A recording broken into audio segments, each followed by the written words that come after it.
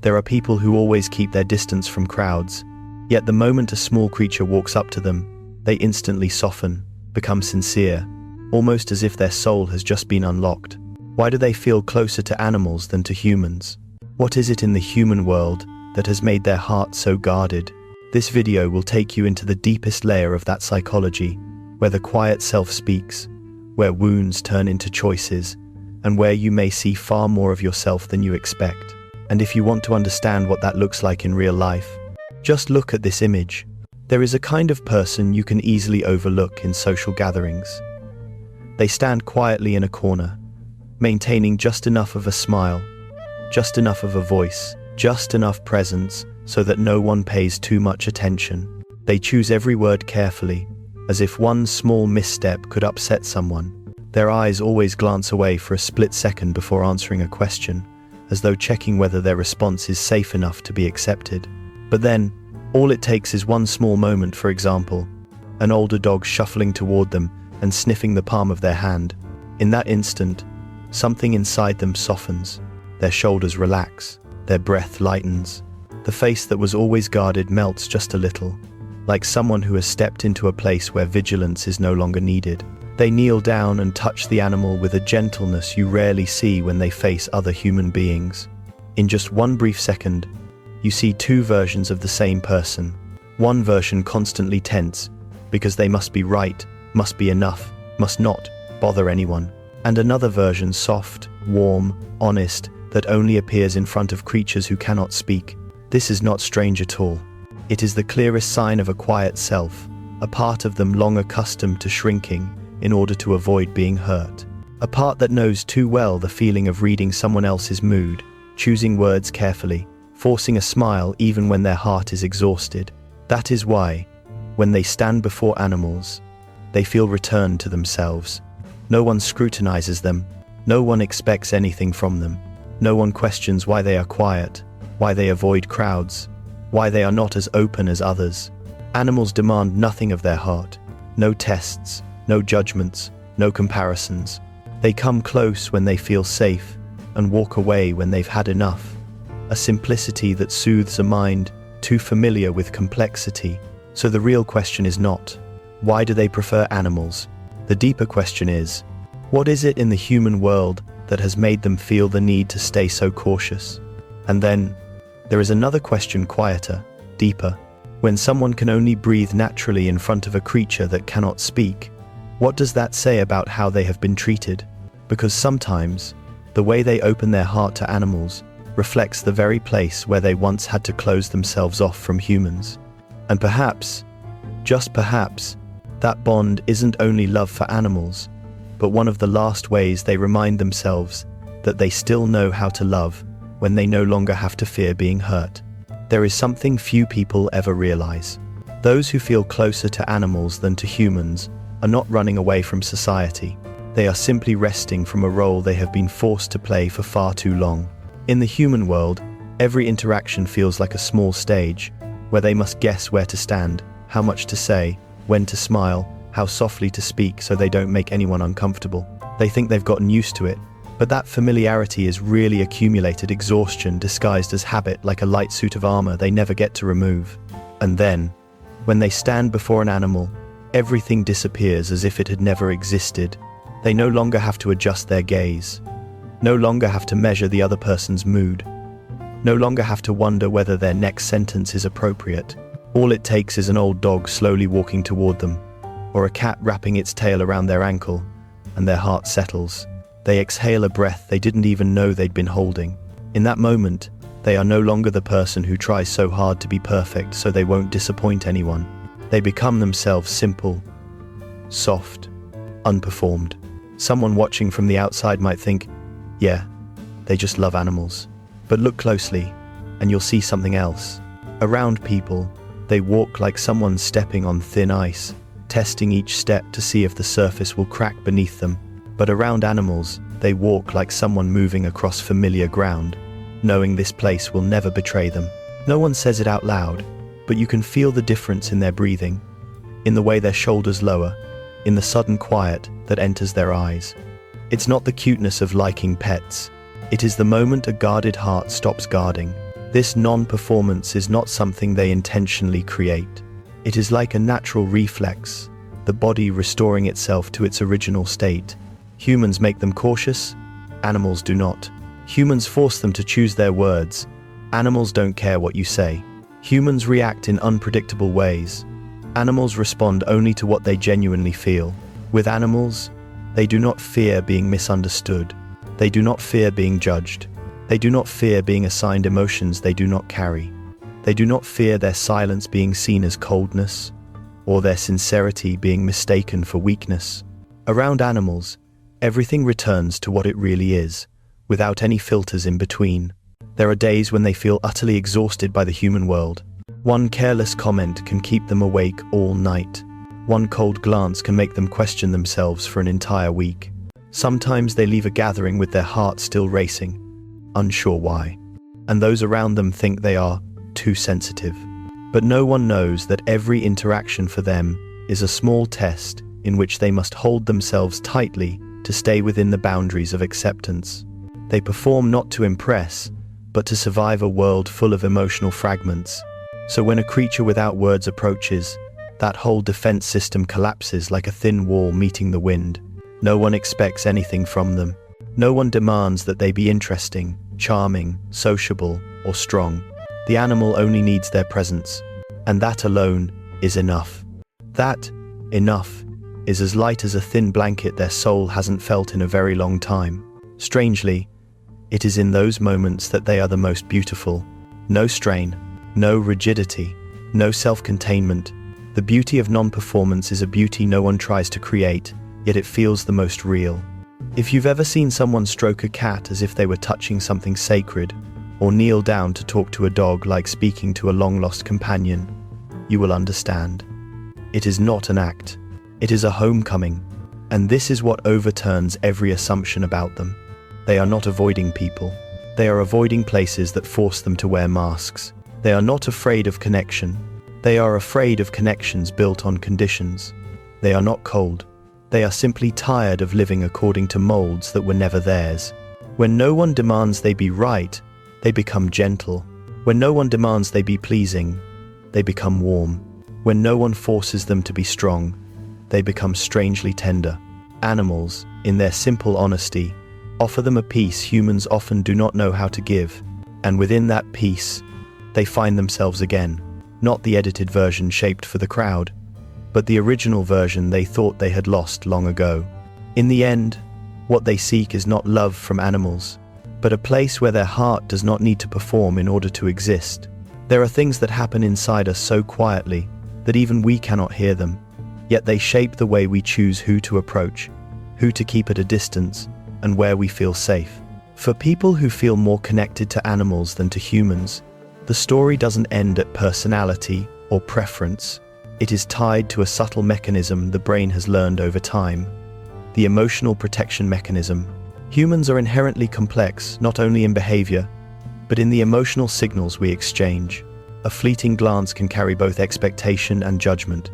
An unintended comment can carry both affection and harm. The brain, built to detect potential threats, scans these signals constantly, and for people who are sensitive or who have experienced disappointment, those signals become a persistent source of exhaustion. What's fascinating is that the human nervous system does not respond to animals and humans in the same way.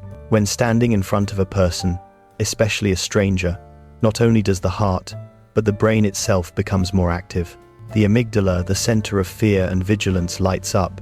The brain begins preparing for the possibility of being judged, misunderstood, or rejected. Every social cue, from facial expressions to tone of voice, is analyzed so quickly that the person doesn't even realize they are constantly scanning their environment. And repeated vigilance eventually becomes habit.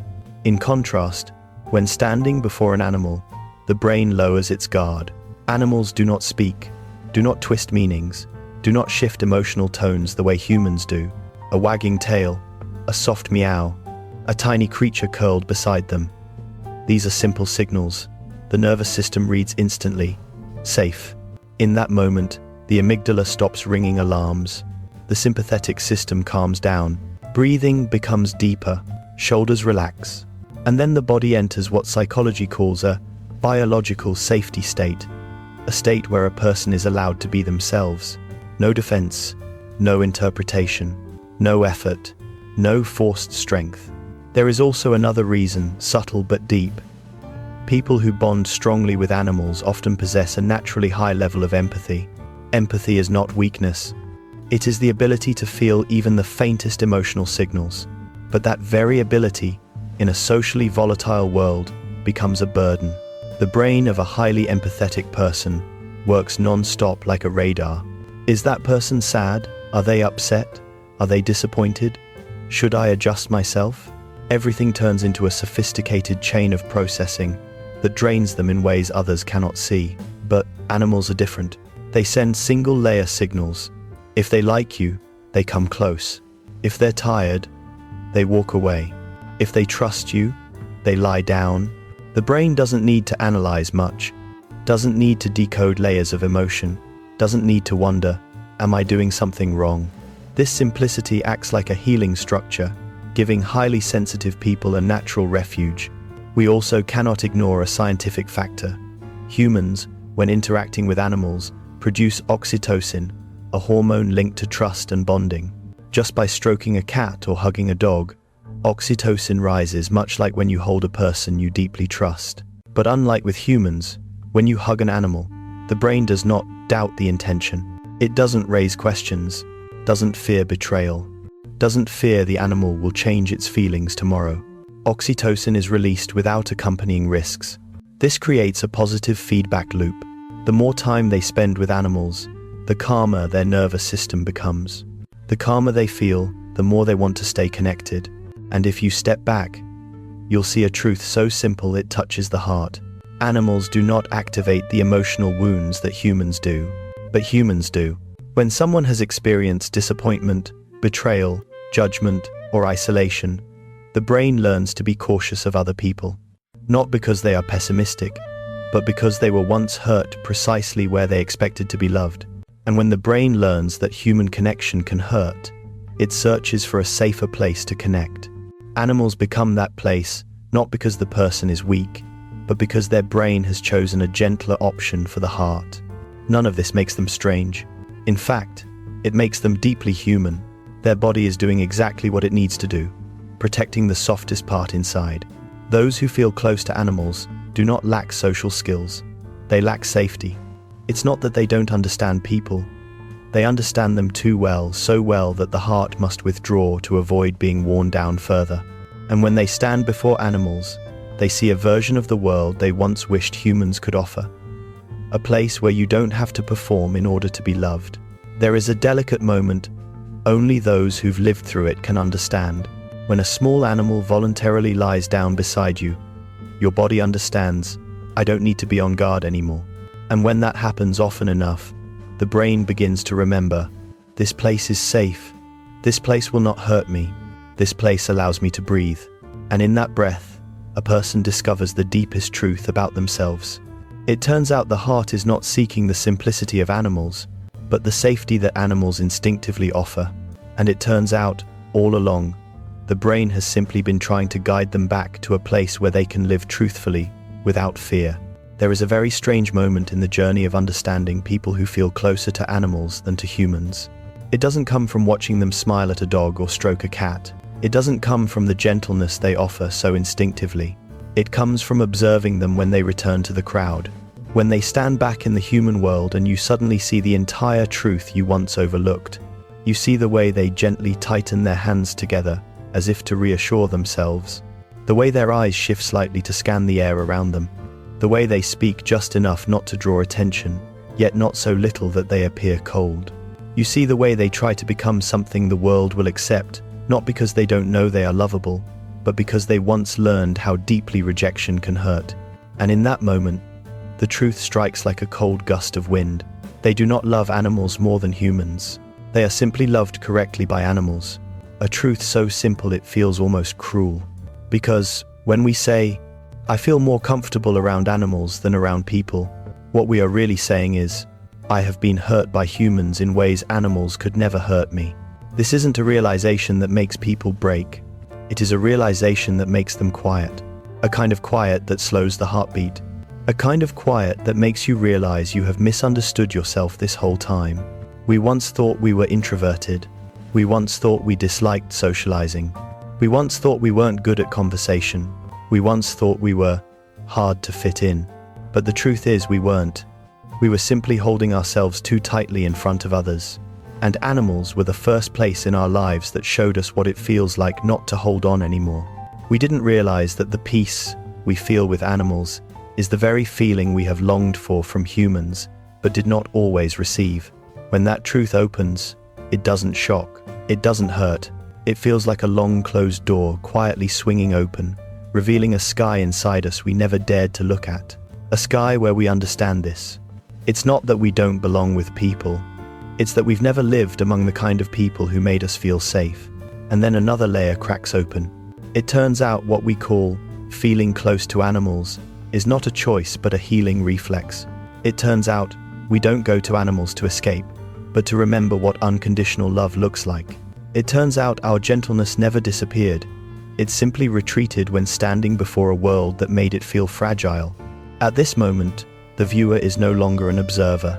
The viewer begins to see themselves in the picture. They see the moments they fell silent mid-conversation. They see the moments their heart shrank from a careless sentence.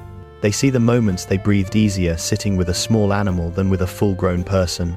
And quietly, they ask themselves, have I been searching for that safety too, without realizing it? And the answer might be, yes.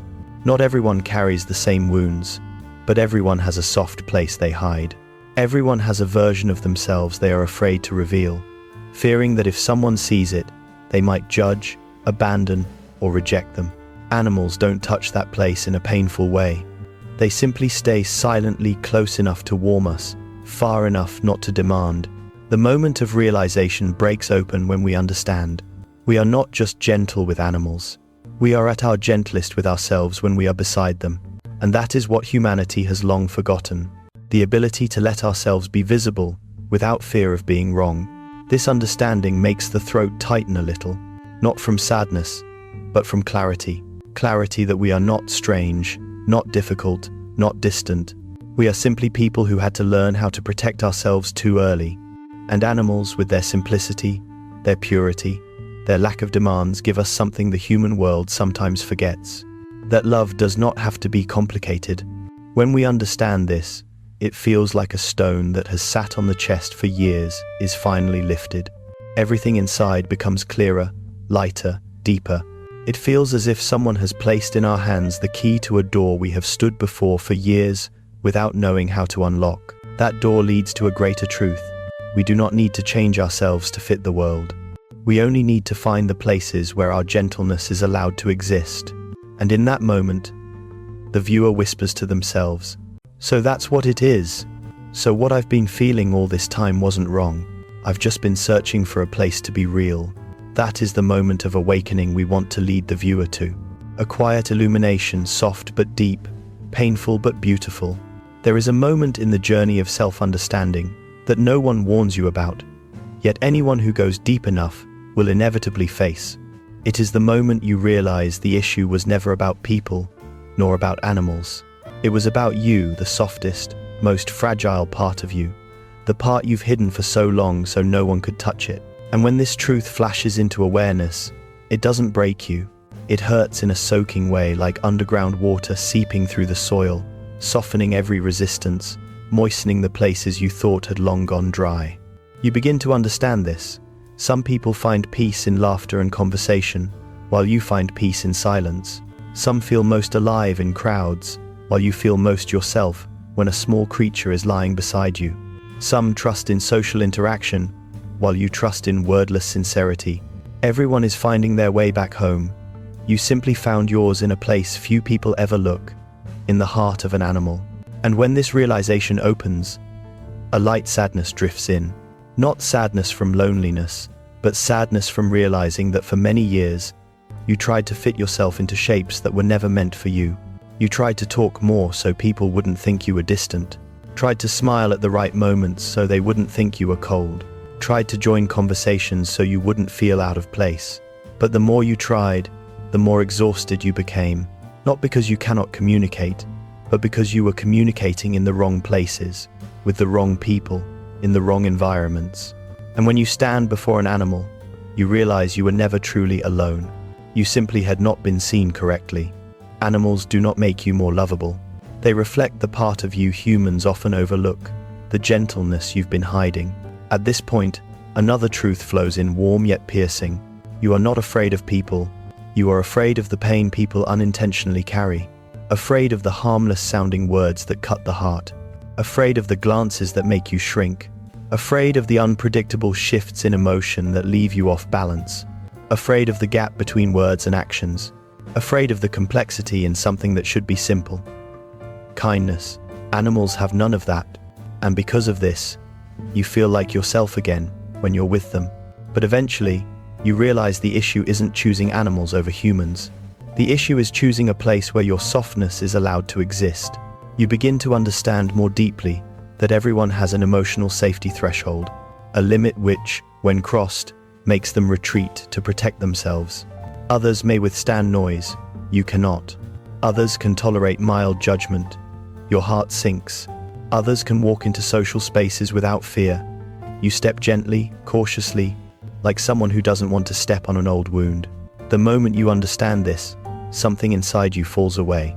The thing you long mistook as weakness, difference, difficulty, fitting in. But it turns out, it was only the soul's natural protection mechanism. Nothing wrong, nothing to fix, just an old pain that needs to be understood and released.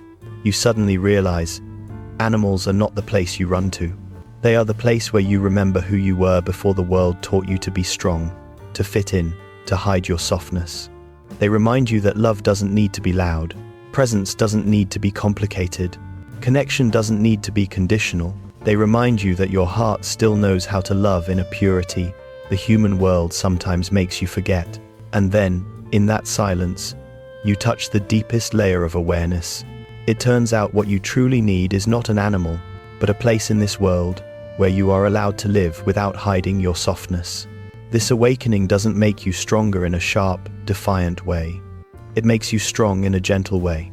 Like someone who finally understands why they've always felt lost, and understands that this lostness had a reason, a root, a meaning. A kind of understanding that brings tears not from sadness, but from release. Because for the first time, you do not blame yourself for being different. You simply feel compassion for yourself, for the soft part that had to curl inward for so many years, just to survive. And then you let go. Let go of the expectation to be like everyone else. Let go of the pressure to be strong when you're tired. Let go of the need to fit into spaces that make your heart shrink. Let go of the guilt you feel when you need quiet. Let go of the self-blame for feeling more at peace with a creature that cannot speak. Let go so you can return to yourself. This is existential awakening, not a thunderous truth, but a gentle whisper that emerges only after you've walked to the end of your pain.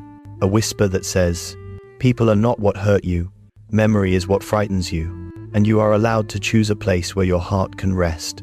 And when you stand before an animal, that softness returns, not so you can escape the world, but to remind you that you deserve a world where you do not have to tense yourself just to be loved. There is a moment after awakening that not everyone has the patience to reach. It is the moment when every wound, every question, every inner battle begins to quiet, and a person no longer wants to explain their past. They simply want to breathe, to stand still for a while, to release the things they have held on to for far too long. And it is in this moment that a gentle serenity begins to sprout. A serenity that comes from understanding that life never required us to become anyone other than ourselves. You begin to see everything brighten in a strange way, not with a blinding, dazzling light, but with the softness of an early morning, a light warm enough to soothe the heart, yet not so strong that it startles you. You realize that all this time, you were not searching for peace somewhere out there. You were merely searching for a part of yourself you had forgotten, the part that knows how to love without conditions, the part that knows how to trust without fear, the part that knows how to simply exist without needing to be perfect. In the philosophical layer of this piece, you no longer ask, what do people think of me? That question falls away like a late autumn leaf, once sharp with pain, now featherlight. Instead, you begin to ask, who am I when I no longer have to brace myself? And the answer does not come through thought, but through a sensation in your body, a slight opening, a deeper breath, a softening in your chest, as if you have finally put down a burden you never knew you were carrying. Animals, in their simple presence, help you see this truth more clearly. When a cat lies quietly beside you, when a dog rests its head on your knee, you witness a truth, ancient yet undeniable. Existence does not need to justify itself. It only needs to be. No one asks you to be interesting. No one asks you to be skilled, clever, or strong. You are allowed to simply be a living being, trying to move through the world in the kindest way you know. And so, a gentle philosophical question rises within you. If a creature without words can accept me so simply, why can't I accept myself? Why do I need the world's approval before believing I am worthy of love? Why must I force myself into molds in which my heart has never felt safe? You realize that for years, you had been searching for peace in the external world. When true peace blossoms, only when you stop trying to become a version of yourself more acceptable to others. Peace is not the absence of noise. Peace is when noise no longer makes you lose yourself. Peace is not avoiding people. Peace is knowing yourself well enough to understand where you belong, and who is gentle enough for you to be yourself beside them. In this moment, you see the world with different eyes. Not the sharp eyes of vigilance, not the cold eyes of self-defense, but the eyes of someone who understands that everyone is trying, everyone is searching for a safe place in this vast life. You see that even those who once hurt you were simply lost in the maze of their own wounds.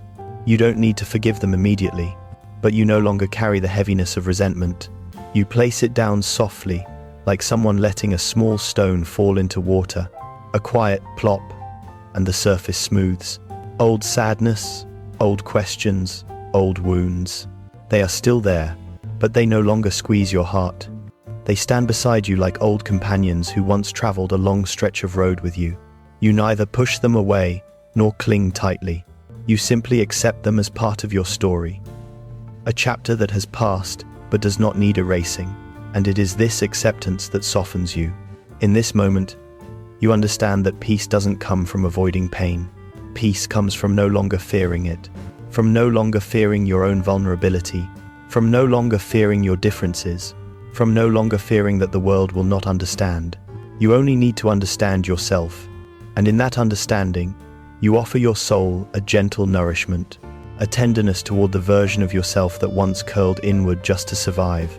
This is the philosophical layer of serenity, understanding that life is not an exam to pass. It is a journey of returning to the way you love, returning to the way you trust, returning to the way you breathe, returning to the way you touch the world without hurting yourself, returning to the purest humanity within you, where there is no armor, no performance, no impossible standards you once struggled against. And in this serenity, you see your bond with animals differently. It is not dependence, not a substitute, not a crutch. It is a relationship that reminds you your heart can be peaceful in the simplest ways, that love does not need complexity, that connection does not require many words, that presence alone is sometimes enough for two souls to understand each other. And from this understanding, you feel fuller, not because something external was added, but because something inside you widened, wide enough to hold yourself, wide enough to hold your old wounds without suffocating, wide enough to hold the world without seeing it as a threat, wide enough to hold a kind of peace you once believed you didn't deserve. This is philosophical serenity, where you stand in life as lightly as breath, yet as grounded as a tree that finally knows where its roots belong. In the end, after moving through all the layers of awareness, from observing behavior, decoding emotions, to breaking open old truths, you arrive at a very quiet place, a place where even sadness no longer wants to speak. This place has no name that truly captures it, but people often call it something simple, the quiet self. It is the part of you that always stands one step behind, seeing everything with gentle eyes, yet with immense patience. The part that has been hurt but never complained, misunderstood but stayed silent, forgotten but still tried to love in its own small way. The part the world rarely sees, and the part you rarely allow yourself to see. But when you go deep enough on this journey, you begin to realize that this quiet part is the truest part of you. It is not loud like personality, not sharp like the ego, not strong like the armor you've carried. It has only one defining trait. It is honest, so honest you cannot run from it. And strangely, that honesty never forces you to do anything. It simply waits, gently, like a small creature sitting beside you, not saying a word, but present. A presence gentle enough to let you know you are not alone, even when something inside you feels very much like loneliness. When you are with animals, it is this quiet self that opens, not because animals are cute, but because you do not fear revealing anything in front of them. You do not fear being too sensitive. Do not fear being too soft. Do not fear being too quiet. Do not fear being not interesting enough by human standards. With animals, your quiet self does not need to hide in the dark. It gets to sit beside you unbanished, unmasked, and you realize that all your life, what you truly wanted, was not external acceptance, but reconciliation between the different parts of yourself, the strong part and the tender part, the rational part and the emotional part, the open part and the withdrawn part, the part that longs for connection and the part that fears being hurt. All of these live inside you like pieces that never quite knew how to stand together. But as you move through the previous 6 layers, seeing your defenses, your exhaustion, your nervous system, your old wounds, your deep fears, you begin to notice these pieces slowly falling into place. And then something strange happens. You no longer feel wrong, no longer feel different in a deficient way. You stop asking, "Why am I like this?" and begin asking, "What do I need to live truthfully as myself?" The question shifts, and the moment it shifts, your quiet self becomes connected. From here, a lightness spreads through your breath. You begin to understand that you don't need to speak much to be loved, don't need to laugh loudly to seem fine, don't need to be strong at all times to be respected. The world never demanded you to brace yourself as much as you thought. You were the one forcing yourself to tighten. And when you release it, life releases with you. In this serenity, you see your relationship with animals in a softer light. It is not where you run to escape humans, but where you first saw the true face of your soul. A face not painted with fear or vigilance, not hidden behind the armor of "I'm fine," not distorted by the judgment of others. That face is you, before life taught you to shrink. And so, animals are not the final destination of your connection. They are simply the first mirror, the gentlest, simplest, purest mirror that allows you to see yourself clearly enough to believe that humans, too, might be able to see you that way, if you find the right ones. And when that thought arises, soft and small, a quiet hope appears, not loud, not bright, a hope like a small lamp inside a dark house, not enough to illuminate the entire room, but enough for you to know you don't have to wander in the dark forever. Connecting with the quiet self feels exactly like this. It is not a life-changing moment, but a coming home to yourself moment. Coming back to the part of you that once believed love was real. Coming back to the small trust that gentleness still exists. Coming back to the feeling that no matter how complicated the world becomes, there will always be a place where you don't have to brace yourself. A place where you are enough even when you are trying to be nothing at all. And then you understand that the quiet part of you is not weakness. It is the strength you forgot. It is where truth lives, where peace begins, where hope takes root. It is the place where you can whisper to yourself, "I will live in a way that lets my heart be at ease." And so the circle closes. You began with defensiveness, moved through exhaustion, stepped through the doorway of awareness, touched the deeper layers of the soul, and returned to your original self. And when the circle closes, your heart opens not outward toward the world, but inward toward yourself. Because sometimes, the greatest healing is not finding someone who understands you. The greatest healing is finding yourself again, and gently placing your hand on that quiet part, so it knows it no longer has to be afraid.